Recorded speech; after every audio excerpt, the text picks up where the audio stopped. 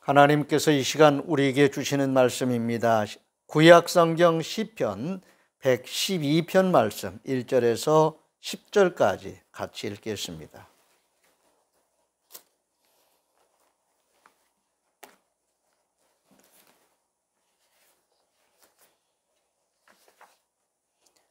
구약성경 886쪽을 참조하시기 바랍니다. 찾으셨으면 먼저 주신 말씀에 감사하겠습니다. 주님 감사합니다. 1절부터 같이 읽습니다. 할렐루야. 여호와를 경외하며 그의 계명을 크게 즐거워하는 자는 복이 있도다. 그의 후손이 땅에서 강성하며 정직한 자들의 후손에게 복이 있으리로다. 부와 재물이 그의 집에 있으며 그의 공의가 영구히 서 있으리로다. 정직한 자들에게는 흑암 중에 빛이 일어나나니 그는 자비롭고 긍휼이 많으며 의로운 이로다. 은혜를 베풀며 구워주는 자는 잘 되나니 그 일을 정의로 행하리로다. 그는 영원히 흔들리지 아니하며 의인은 영원히 기억되리로다. 그는 흉한 소문을 두려워하지 아니하며 여호와를 의뢰하고 그의 마음을 굳게 정하였도다. 그의 마음이 견고하여 두려워하지 아니할 것이라. 그의 대적들이 받는 보응을 마침내 보리로다. 그가 재물을 흩어 빈궁한 자들에게 주었으니 그의 의가 영구히 있고 그의 뿔이 영광 중에 들리리로다. 악인은 이를 보고 한탄하여 이를 갈면서 소멸되리니 악인들의 욕망은 사라지리로다. 아멘.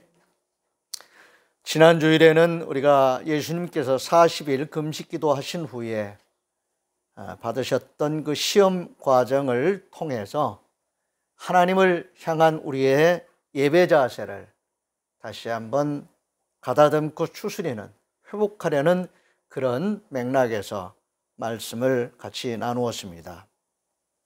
오늘 그 말씀의 연장선상에서 오늘 말씀을 예배에 초점을 두고서 말씀을 잘 살펴보시고 또 하나님께서 우리에게 주시는 은혜를 함께 나누시기를 바랍니다. 살아계신 성삼위 우리 하나님께 드리는 예배는 영과 진리로 드리는 예배가 되어야 한다는 것, 말씀을 통해서 우리는 잘 알고 있습니다. 영과 진리로 예배를 드린다고 하는 것은 성령의 임재와 역사 속에서 진행되는, 그리고 우리의 영이 깨어서 하나님의 영이신 성령님과 교감이 이루어지는 그런 예배를 의미한다고 해도 틀리지 않습니다. 진리로 드린다고 하는 이 말씀은 하나님의 말씀 안에서 우리가 예배를 드리는 것입니다. 말씀은 여러 가지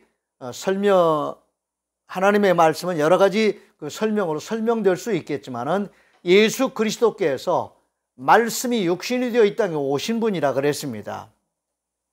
그렇기 때문에 예수 그리스도를 통해서 예수 그리스도의 이름으로 드리는 예배가 진리 가운데 드리는 예배라고 할 수도 있고, 하나님의 말씀은 하나님 자신입니다.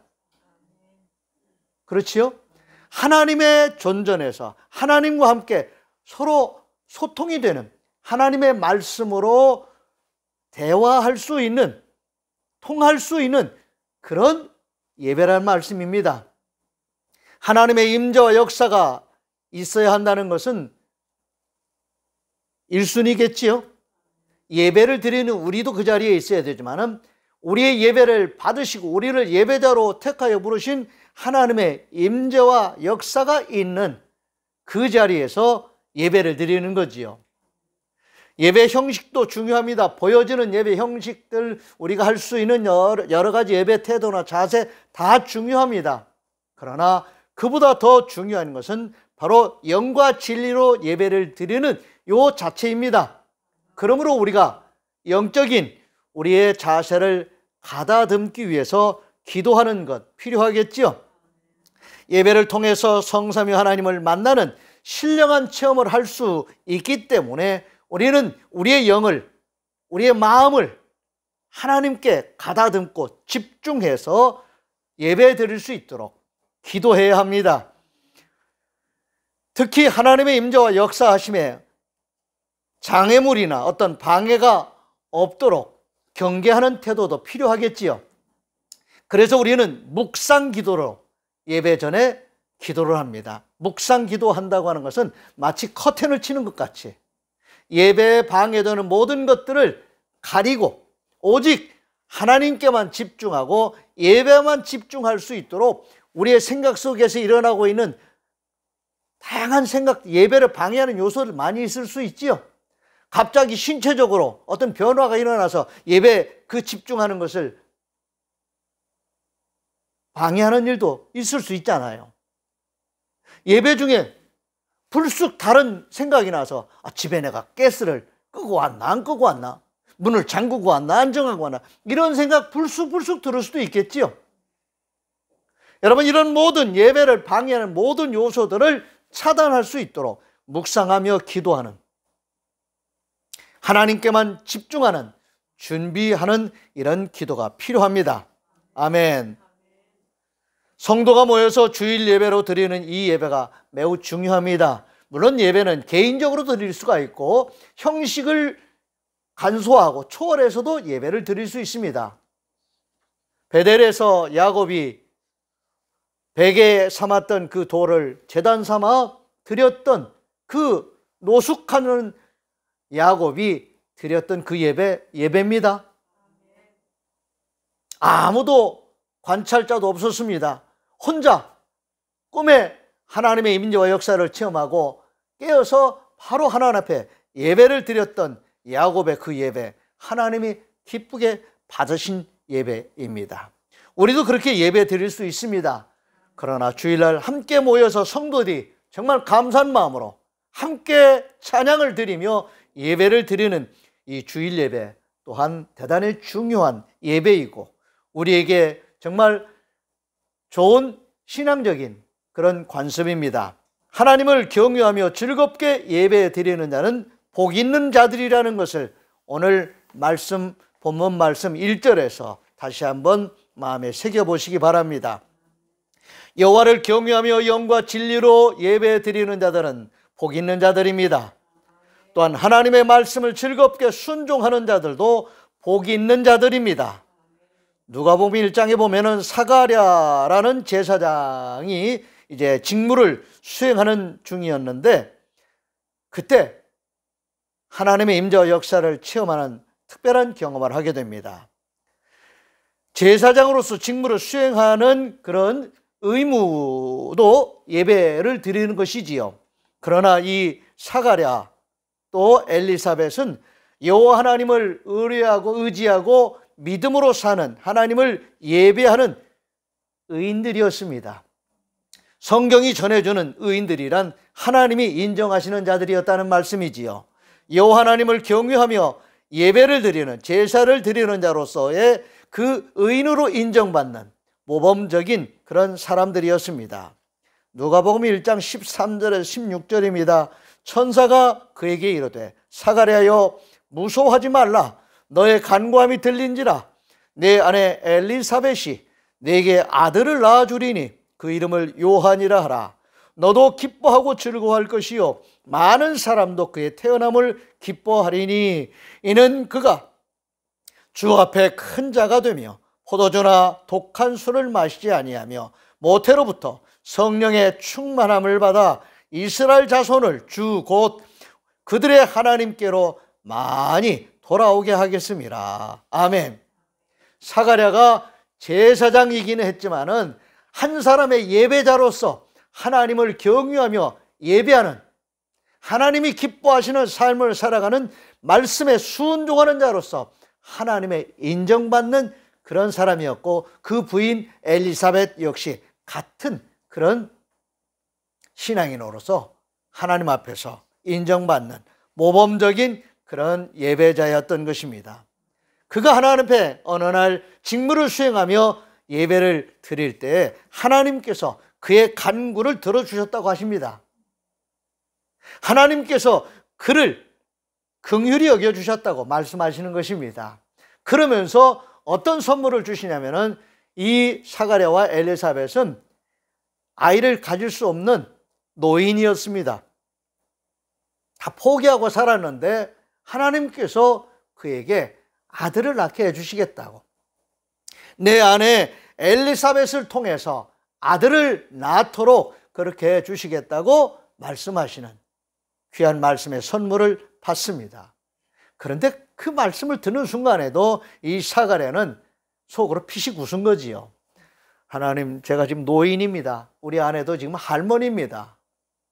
어떡해요? 마치 아브라함과 사라가 노인 되었을 때에 하나님께서 내 아내 사라를 통해서 내가 약속한 그 아들을 주겠다고 했을 때 사라가 피식 웃었던 것 같은 그런 실현 가능성이 없다고 생각하는 생각이 앞서기 때문에 그게 장애를 일으키니까 하나님이 선포해 주신 말씀을 믿음으로 못 받은 거지요. 그 믿음으로 받을 수 없는, 하나님을 못 믿은 게 아니라 자기 자신의 그 현재 상태를 하나님의 말씀을 받는, 말씀이 이루어질 수 있는 그런 상태라고 보지 않은 거지요. 그런데 하나님은 선포하신 말씀을 이루시는 분이지요. 창조주 하나님은 선포하신 말씀을 이루시는 분입니다. 그래서 오늘 믿음의 사람들은 힘들고 어려운 고비고비를 넘기면서도 믿음이 없었던 그 옛사람의 모습을 극복하면서 하나님을 신뢰하고 믿는 믿음의 사람들의 반열에 한 걸음 한 걸음 다가가서 결국은 하나님 앞에서 인정받는 자들이 되었습니다. 시행착오가 있었던 거지요. 아브라함도 그랬습니다. 오늘 이 사가랴도 그렇습니다. 그런데 저와 여러분 또한 같은 맥락에 있지 않겠습니까? 시행착오가 있다 할지라도 우리에게 말씀을 선포해 주시고 그 말씀을 이루시면서 우리로 하여금 그 이루어지는 그 말씀을 체험하게 하심으로 하나님을 더 알게 하시고 믿을 수 있게 하시고 하나님이 하시는 일들을 입에 담고 읊조리게 하시고 간증하며 말할 수 있는 자들이 되게 하신 거지요.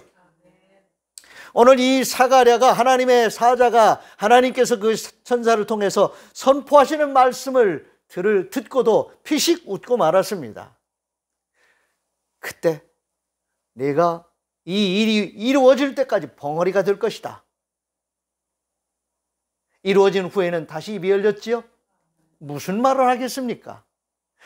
나를 받지 않으냐? 내가 하나님의 말씀을 받았는데도 그 말씀에 대해서 내가 믿음을 갖지 못하니까 하나님께서 내게 주시는 징계였는데 이제는 그 말씀이 이루어졌고 내게서 다시 하나님의 말씀을 말할 수 있는, 자랑할 수 있는, 간증할 수 있는 입술이 열렸다.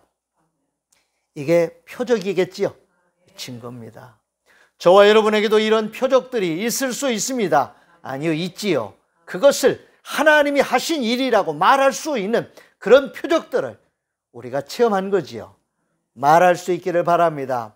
그로 인해서 우리가 하나님을 향하는 우리의 그 예배적인, 하나님을 경유하는 예배자로서의 자세가 갖추어지기 시작합니다. 그 속에는 두려워하는 마음이 있는 거지요. 이때 이 두려워하는 마음은 어둠 속에서 두려워하는 마음이 아니라 빛 가운데서 하나님의 임재와 역사를 경험한 자로서 하나님을 경유할 수밖에 없는 그런 두려움이에요.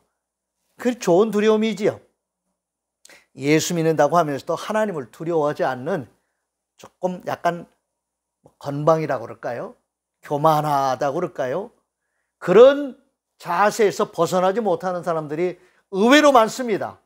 교회 덜렁덜렁 다녀도 하나님을 향해서 좀 이렇게 뭐라 그럴까요? 자세를 갖추지 못하는 교만한 그런 사람들은 진정한 의미에서 예배를 드리는 태도가 갖춰지기가 어렵습니다. 하나님을 경외하고 하나님께 예배 드리는 사람들의 그 중심 속에는 긍정적인 의미의 하나님을 두려워하는 마음이 있어야 합니다. 그것이 경외함으로 나타나는 것입니다. 그래서 엎드리는 자세, 무릎 꿇는 자세를 갖추는 것이 예배입니다. 우리가 의자에 앉아서 드리는 예배를 드린다 할지라도 우리의 마음가짐만큼은 엎드리거나 무릎을 꿇는 그런 경외하는 태도로 예배를 드리는 것이 바람직합니다. 이러한 태도로 하나님을 경외하고 예배하면서 그 예배를 즐거워하는 자들, 못마땅해서 드리는 예배가 아니라 그냥 주눅 들어서 드리는 예배가 아니라 하나님을 두려워하는 마음으로 경외하면서 예배를 드리지만은 기쁘고 즐거운 거예요. 잘 어울리지 않는 말 같지만 어울리는 말씀입니다. 하나님을 경외함으로 하나님을 두려워하는 그 자들은 그 두려움 때문에 주눅 들어 있는 것이 아니라 그 두려운 마음을 가지고 하나님을 기뻐하고 즐거워하면서 예배하게 되는 것입니다. 아멘. 오늘 이런 예배를 드린 사람들이 구약 신약을 통틀어서 믿음의 사람들의 반열에 서 있습니다. 특별히 구약에서 보면은 다윗과 그의 아들 솔로몬을 우리가 모범적으로 예배자라고 말할 수 있습니다. 하나님은 그들을 인정해 주셨습니다. 오늘 본문 말씀 시편 112편 1절 2절 말씀을 보시면은 할렐루야, 여호와를 경외하며 그의 계명을 크게 즐거워하는 자는 복이 있도다. 그의 후손이 땅에서 강성하며 정직한 자들의 후손에게 복이 있으리로다. 아멘. 다윗이 하나님을 향한 그 예배 자세를 단정하게 그렇게 회복하고 갖추어서 예배를 드리려고 하고 성전을 건축하는 일에 올인할 때에 하나님이 그의 마음을 어여삐 여기셨죠. 하나님이 그의 마음을 받으셨습니다. 그래서 그가 준비한 그 토대 위에서 그의 아들 솔로몬에게 성전을 건축할 수 있는 기회를 주십니다. 은혜와 복을 주십니다. 그리고 하나님께서 솔로몬에게 임재하셔서 역사하시면서 하나님이 그와 함께 하심을 경험하게 하십니다. 아멘. 역대하 1장 1절입니다. 다윗의 아들 솔로몬의 왕위가 견고하여 가며 그의 하나님 여호와께서 그와 함께 하사 심히 창대하게 하시니라. 아멘. 아버지 다윗이 믿음으로 씨앗을 심고 예배자로서의 좋은 모범을 갖추고 하나님을 섬기니까 그의 아들 솔로몬이 그것을 신앙의 유산으로 이어받게 되고 하나님이 선포하신 말씀에 그 은혜와 복을 받아 누리는 자가 된 것이지요. 역대하 1장 11절 12절을 보시면은 하나님이 솔로몬에게 이르시되 이런 마음이 네게 있어서 부나 재물이나 영광이나 원수의 생명 멸하기를 구하지 아니하며 장수도 구하지 아니하고 오직 내가 네게 다스리게 한 내 백성을 재판하기 위하여 지혜와 지식을 구하였으니 그러므로 내가 네게 지혜와 지식을 주고 부와 재물과 영광도 주리니 내 전에 왕들도 이런 일이 없었거니와 내 후에도 이런 일이 없으리라 하시니라. 아멘. 걸어가신 하나님, 살아계셔서 역사하시는 하나님 앞에 그 하나님을 두려워하는 마음으로 하나님을 경외하며 예배자로서 살아갔던 다윗 왕과 그의 아들 솔로몬에게 하나님께서 주신 은혜와 복입니다. 오늘 이 말씀은 마치 우리가 수학에 공식이 있는 것처럼 하나님의 이 말씀은 다윗과 솔로몬에게만 적용되는 말씀이 아니라 오늘 예수 그리스도를 믿음으로 하나님께 하나님을 두려워하는 마음으로 경배하며 예배하는 모든 예배자들에게 하나님의 말씀을 믿고 순종하는 모든 하나님의 사람들에게 그대로 적용되는 말씀이라는 것을 믿으시기를 바랍니다. 그래서 우리는 성경을 읽는 거지요. 하나님이 저와 여러분에게 주시는 말씀으로 성경을 읽고 아멘으로 화답하면 그리고 그 말씀에 순종하면 우리 또한 이 은혜와 복을 받는 자들이 되는 거지요. 아멘. 하나님을 경외하며 예배하는 자들의 그 후손들이 강성하며 정직한 보와 재물을 얻게 된다고 하는 이 사실을 다윗과 솔로몬의 이야기로만 그쳐서는 안 될 것입니다. 저와 여러분의 이야기로도 이어져야 되는 말씀들입니다. 오늘 시편 112편 3절 4절입니다. 부와 재물이 그의 집에 있으며 그의 공의가 영구히 서 있으리로다. 정직한 자들에게는 흑암 중에 빛이 일어나나니 그는 자비롭고 긍휼이 많으며 의로운 이시라. 아멘. 하나님께서 천지를 만드실 때 빛이 있으라 선포하신 그 빛이 있으라 하신 말씀은 그때 일시적으로 끝난 말씀이 아니지요. 그 말씀이 그대로 이루어졌고 지금도 진행되고 있는, 유지되고 있는 이 세계 존재 방식입니다. 아멘. 빛이 있으라 하신 그 말씀은 물리적인 빛만이 아니지요. 모든 빛으로 설명될 수 있는 빛의 세계를 하나님께서 열어주셨고 창조하셨습니다. 그 안에서 말씀이 선포되고 이루어지는 역사가 지금도 계속되고 있지요. 생육하고 번성하여 땅에 충만하라 하신 그 말씀은 빛이 있으라 열어놓으신 세계 속에서 실현되고 있는 현재 진행형의 하나님의 창조의 역사고 구원의 역사입니다.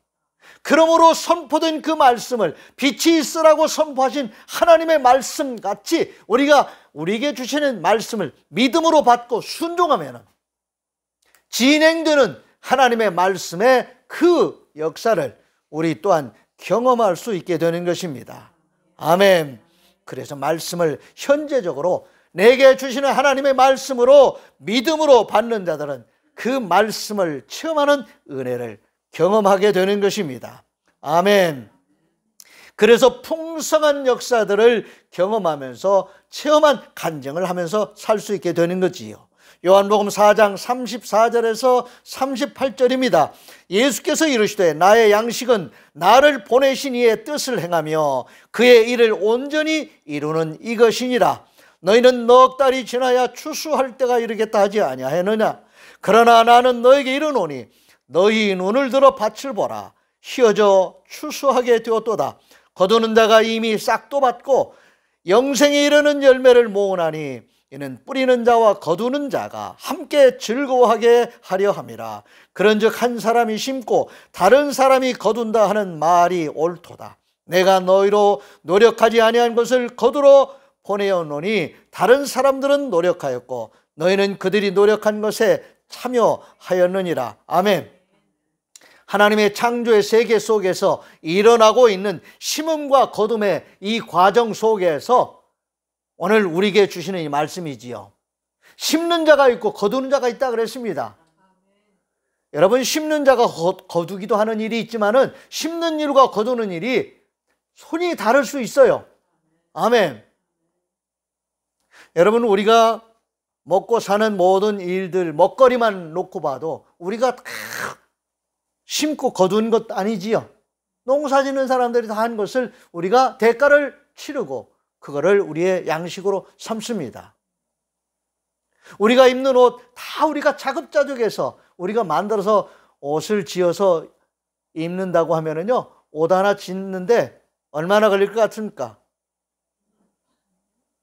지금 입고 계신 옷 하나 짓는데도 꽤 시간 걸릴 거예요.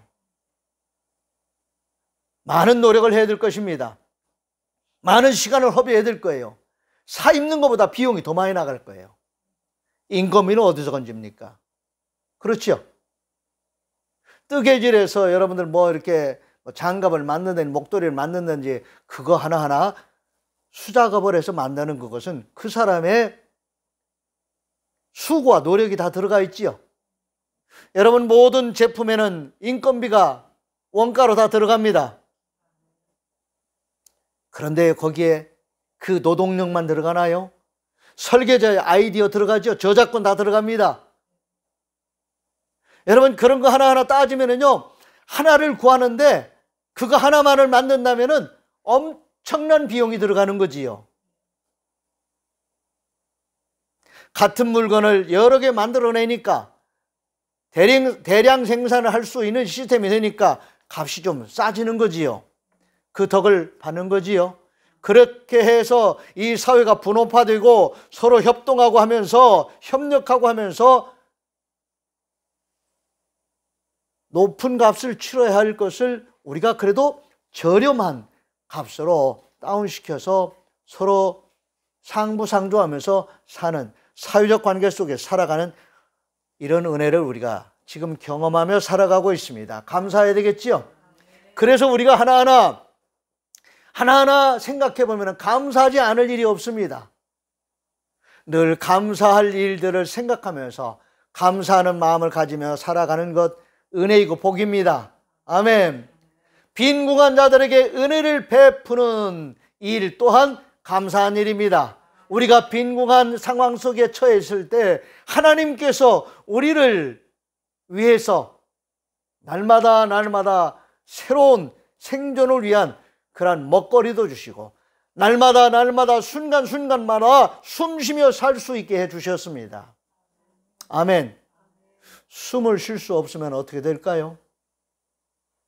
다른 건 다 갖춰졌다고 하자고요. 숨을 쉴 수 없으면 아무것도 아니겠지요. 여러분, 먹을 수 없으면 먹을 게 수도 없이 많아요. 돈도 있어요. 그런데 먹을 수 없는 사람들이 있어요, 없어요? 있지요. 먹고 싶어도 먹을 수 있는 건강이 없는 사람들, 자기 손으로 먹을 수 없는 사람들이 얼마나 많이 있는지 몰라요. 여러분, 하나하나를 생각해 보면 감사하지 않을 일이 없습니다. 이번 주간 저 뉴질랜드에서 허리케인이 하나 지나가면서 북부 어느 지역에서 어느 집에 새벽에 그냥 비가 아마 계곡물같이 몰려온 것 같아요. 젊은 부부 같아요. 이제 아이들이 2살, 3살, 4살 이 정도 되는 아이인데 2살 난 아이가 하나 떠내려갔어요. 엄마가 또 아이가 하나 임신해 있고, 그러니까 아빠하고 새벽에 일어나서 아빠가 이제 급하게 깨워가지고는 어떻게 할 수가 없으니까 엄마가 임신하니까 엄마가 2살짜리 이렇게 막 목마를 태운 모양이에요. 아빠가 또 하나 안고, 그러다가 갑자기 막 그 물에 휩쓸려가지고 순간적으로 아이를 놓친 거지요. 엄마도 물속에 잠수가 되고 허우적거리다가 정신을 차려보니까 아이가 벌써 쫙 떠내려가는 거예요. 근데 그 아이는 죽었죠. 시체로 발견되고, 그리고 남은 3식구, 복중의 아이까지 4식구가 남았는데 서로를 위로하기를, 그래도 우리 4식구 지금 살아있다. 여러분, 모를 일이지요. 우리가 어떤 상황에서든지 어려움을 겪을 수도 있습니다. 그러나 우리에게 은혜 베풀어 주시는 하나님 살아계셔서 역사하심을 늘 바라보면서 그 하나님을 경유하며 사는 예배자로서의 나 자신을 회복하면은 힘을 잃지 않을 것입니다. 다시 힘을 회복하게 될 것입니다. 아멘. 주님의 마음으로 빈궁한 자들에게 은혜를 베푸는 거룩한 부자로서의 삶을 잘 살아가시기 바랍니다. 하나님을 경외하며 예배하는 자들, 하나님을 경외하며 예배한다고 하는 것이 씨앗이 된다는 것을 믿으셔야 합니다. 다윗이 심고 솔로몬이 거두는, 심는 자가 있고 거두는 자가 있다고 하신 이 말씀을 부모가 심고 자녀들이 거둘 수 있다고 하는 말씀으로도 해석할 수 있지 않습니까? 힘 있는 자가 심고 연약한 자가 거둘 수 있다고 해석할 수도 있지 않습니까? 내가 잘 될 때 심었는데 어려울 때 거둘 수 있다고 이해할 수도 있지 않겠습니까? 하나님은 우리에게 이런 은혜 또한 주시는 분입니다. 시편 112편 오늘 말씀 5절에서 9절입니다. 은혜를 베풀며 꾸어주는 자는 잘 되나니 그 일을 정의로 행하리로다. 그는 영원히 흔들리지 아니하며 의인은 영원히 기억되리로다. 그는 흉한 소문을 두려워하지 아니하며 여호와를 의뢰하고 그의 마음을 굳게 정하였도다. 그의 마음이 견고하여 두려워하지 아니할 것이라. 그의 대적들이 받는 보응을 마침내 보리로다. 그가 재물을 흩어 빈궁한 자들에게 주었으니 그의 의가 영구히 있고 그의 뿔이 영광 중에 들리리로다. 아멘. 힘들고 어려운 상황이 전개된다 할지라도 여호와 하나님을 바라보고 경외하는 마음으로 하나님께 내 중심을 맡기고 의지하면은 하나님께서 나를 회복시키실 뿐만이 아니라 내 주변을 회복시켜 주실 것입니다. 나누며 베풀 수 있는 그런 삶을 회복하게 해 주실 것입니다. 아멘. 누가복음 1장 17절입니다. 그가 또 엘리야의 심령과 능력으로 주 앞에 먼저 와서 아버지의 마음을 자식에게 거스르는 자를 의인의 슬기에 돌아오게 하고 주를 위하여 세운 백성을 준비하리라. 아멘. 우리는 흐트러질 수도 있습니다. 망가질 수도 있습니다. 그러나 하나님을 경유하며 예배하는 그 중심을 회복함으로 다시 정상을 회복하고 삶을 회복하고 나누며 베풀 수 있는 여유를, 은혜를, 복을 회복할 수 있습니다. 아멘. 하나님과의 관계가 중요하다는 것이지요. 그게 1번입니다. 원천입니다. 근본입니다. 돈이 근본이 아닙니다. 내가 근본이 아닙니다.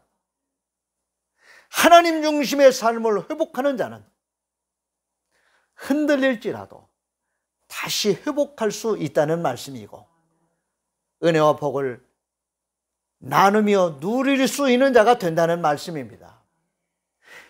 이 인과관계, 물질의 인과관계와는 다른 설명입니다.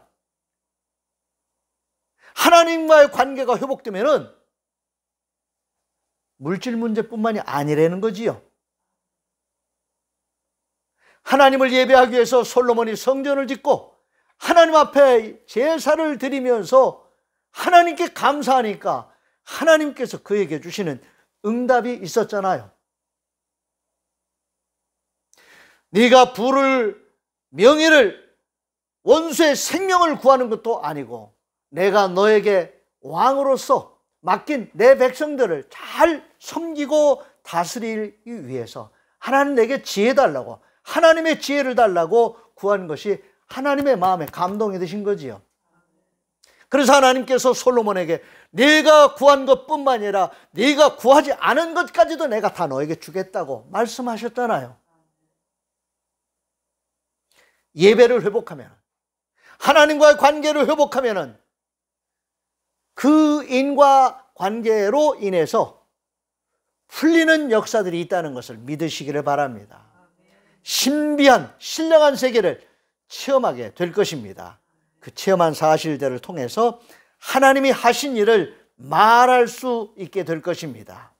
로마서 5장 11절입니다. 그뿐 아니라 이제 우리로 화목하게 하신 우리 주 예수 그리스도로 말미암아 하나님 안에서 또한 즐거워하느니라. 아멘. 아멘. 그뿐 아니라 이제 우리로 화목하게 하신 우리 주 예수 그리스도로 말미암아 하나님 안에서 또한 즐거워한다고 말씀하시는 이 말씀은 빛이 있어라 선포하신 하나님의 말씀의 그 세계 속에서 지금 진행되고 있는 창조의 역사입니다. 구원의 역사입니다. 은혜의 역사입니다. 하나님의 말씀을 믿음으로 받는다고 하는 것이 이렇게 중요합니다. 그냥 공허한 말이 아닙니다. 종이에 인쇄된 글 정도가 아닙니다. 살아계셔서 역사하시는 하나님이 지금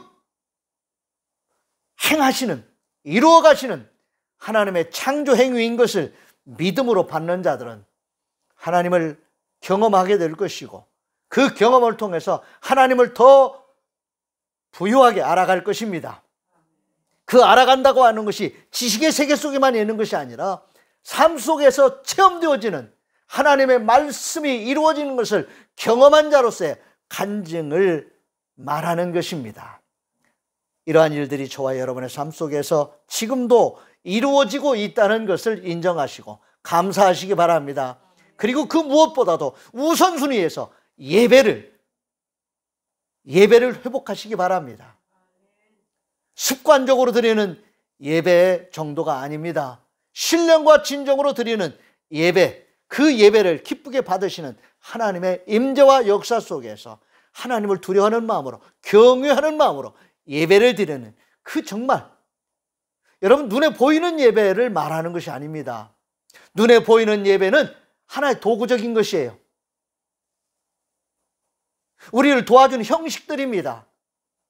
중요한 것은 보이지 않는 하나님의 임재와 역사 속에서 나의 전 존재를 하나님 앞에 드리며 그분 앞에 엎드리는, 무릎 꿇는 예배자로서의 그 자세를 회복하는 것, 그리고 내게 주시는, 내게 선포해 주시는 그 말씀을 의심 없이, 장애 없이 받아들이는 것입니다. 그럴 때 우리는 하나님을 경험하고 알게 되는 이런 은혜의 역사가 지속적으로 이어지게 될 것입니다. 그리고 말하지 않을 수 없는 하나님의 그 말씀을 경험한 자로서 말하지 않을 수 없는 그런 정말 놀라운 변화가 저와 여러분 안에서 일어나게 될 것입니다. 여호와를 경외하며 즐거워하는 자들이 되시기를 바랍니다. 기도하겠습니다. 하나님 감사합니다. 하나님 앞에 저희들을 예배자로 택하여 부르시고 오늘 우리에게 주신 말씀을 통해서 영과 진리로 예배하는 예배를 자꾸 몸에 익힐 수 있도록 우리에게 은혜 주신 하나님 감사를 드립니다. 하나님을 경외하면서 즐거워하는 삶을 잘 살게 해 주시옵소서. 그리고 그것이 씨앗이 되게 해 주셔서 우리의 자녀 손들이 정말 오늘 이 선포하신 말씀과 같이 강성하며 정직한 부와 재물을 얻음으로 인해서 저들 또한 우리와 같은 경험을 할 수 있게 해주시고 간증하며 살아가는 하나님을 믿는 믿음의 신실한 사람들이 다 되게 해 주시옵소서. 뿐만 아니라 우리의 삶을 통해서 우리 주변의 빈궁한 자들에게 하나님이 우리에게 베푸신 은혜와 복을 나누며 베풀며 살아가는 거룩한 부자로 살아가는 우리 성도들이 되게 해주시고 자녀손들이 되게 해 주시옵소서. 이 모든 말씀 우리 주님 예수 그리스도의 이름으로 축복하며 기도하옵나이다. 아멘. 다 같이 일어나셔서 568장 패회 찬송 부르겠습니다.